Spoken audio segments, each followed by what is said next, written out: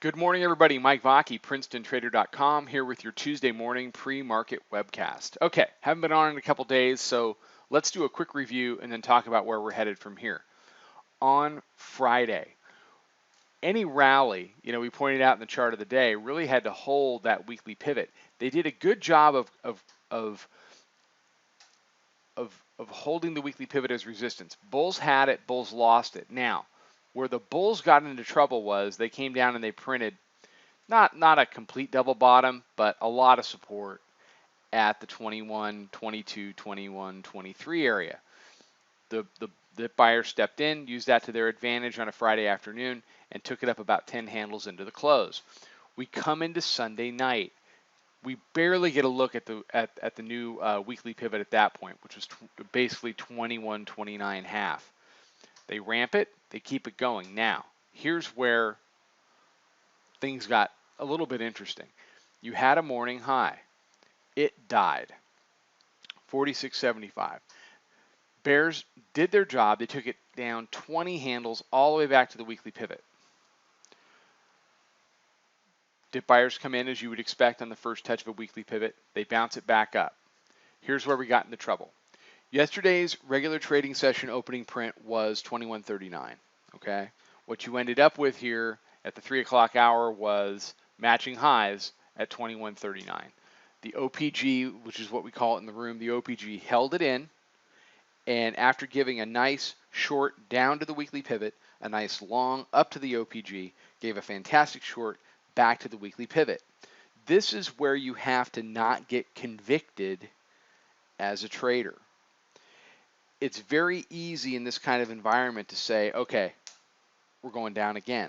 Here's the problem with that, and I talked about it a little bit in yesterday's pivot report. The band ride is over. The band ride ended on Friday, okay? We didn't engage the band. Band ride's done. The way the mini likes to trade, in the most basic sense, is lower band, middle band, upper band. Upper band, middle band, lower band. It just, if you can follow it along. Sometimes it takes longer than others, but what we typically see at the end of a downward price expansion band ride is you see the dip buyers step in, you see them defend key areas, and the next logical destination after that is the daily mid band. That's up in the 21.58 half area this morning.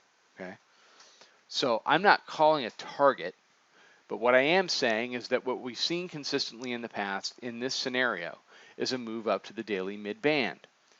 That scenario got pretty firmly placed on the table yesterday when the mid band held not once, or I'm sorry, the weekly pivot held not once but twice, and then what you saw in the overnight was you saw it get consistently defended.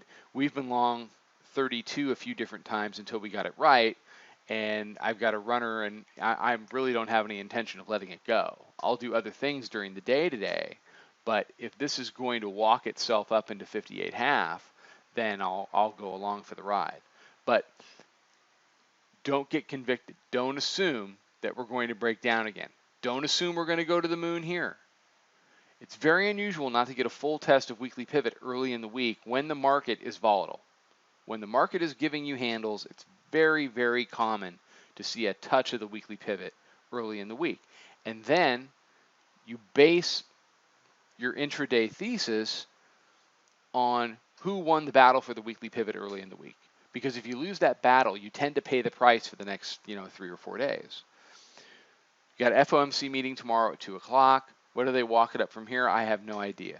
What I do know is that the bears have nothing until they can break the weekly pivot and convert it to resistance. And until that moment, any pullbacks we see in the interim are dip buys. Okay? It doesn't mean you can't be short these little exhaustions that wear out, but you've got to be short with a mind towards getting long if weekly pivot can't break and do what the bears needed to do. All right. Everybody have a fantastic day. Follow us over at Twitter at Princeton Trader. Come check out the website, PrincetonTrader.com. Come check out the chat room. Come trade this stuff with us. Fantastic group of people. The market is moving really well right now, and we're having a lot of fun. So come on in and check it out. I'll be back tomorrow morning with another webcast. Trade them well, everybody.